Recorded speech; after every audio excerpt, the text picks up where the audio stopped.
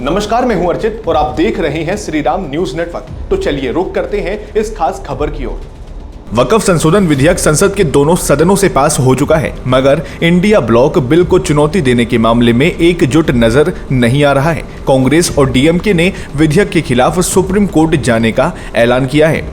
इस बीच बिहार के किशनगंज से कांग्रेस सांसद मोहम्मद जावेद ने सबसे पहले विधेयक को शीर्ष अदालत में चुनौती दी। उधर वरिष्ठ कांग्रेस नेता जयराम रमेश ने कहा कि पार्टी जल्द ही सुप्रीम कोर्ट में वक्फ संशोधन विधेयक के खिलाफ याचिका दाखिल करेगी।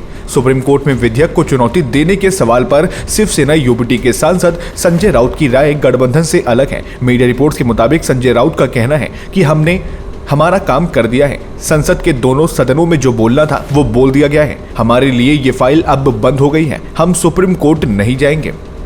संसद के दोनों सदनों में शिवसेना यूबीटी ने वक्फ संशोधन विधेयक का विरोध किया। संजय राउत ने कहा कि यह विधेयक मुस्लिम हितों की रक्षा की खातिर नहीं लाया गया, बल्कि ये एक व्यापार या व्यवसाय जैसा कदम है।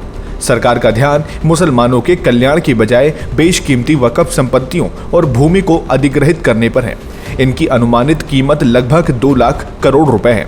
संजय राउत ने कहा, ऐसे बिल व्यापार या व्यवसाय से कम नहीं है। सरकार मुसलमानों की रक्षा करने का दावा करती है, मगर वास्तव में उनकी रुचि 2 लाख करोड़ रुपए की संपत्तियों और भूमि पर है। विधेयक को मुसलमानों या उनकी संपत्तियों की देखभाल करने के लिए नहीं, बल्कि उनकी जमीन को हड़पने की खातिर लाया गया है।